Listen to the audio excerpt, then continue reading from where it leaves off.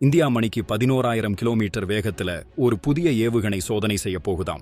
ஆச்சரியமா இருக்கா?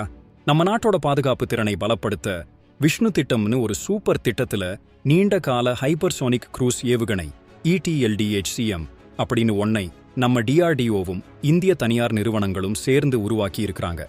இது ஒரு ஹைப்பர்சோனிக் ஏவுகணை, அதாவது ஒலியின் வேகத்தை விட 8 மடங்கு அதிகமா, அதாவது மேட்ச் 8 வேகத்துல பறக்கும். நம்ம பாகிஸ்தான் சீனா நாட்டு எல்லைக்குள்ள இருக்கிற இலக்குகளை துல்லியமா தாக்க இது உதவும். இதுவரைக்கும் இப்படி ஒரு வேகம் கிடையாது. மேட்ச் 5க்கு மேல போற ஏவுகணைகளை ஹைப்பர்சோனிக்னு சொல்லுவாங்க.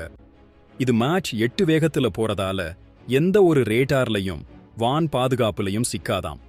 இந்த ஏவுகணை வெற்றிகரமா சோதனை செய்யப்பட்டு படைகள்ல சேர்ந்துடுச்சுன்னா ஆசியாவிலேயே நம்ம நிலைமை ரொம்ப பவர்ஃபுல்லா மாறிடும்.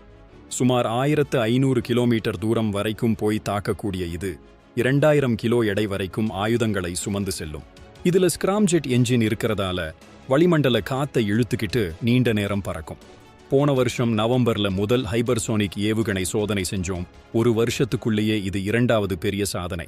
இந்தியாவுக்கு இது ஒரு பெரிய மைல்கல். உங்க கருத்து என்ன? சொல்லுங்க.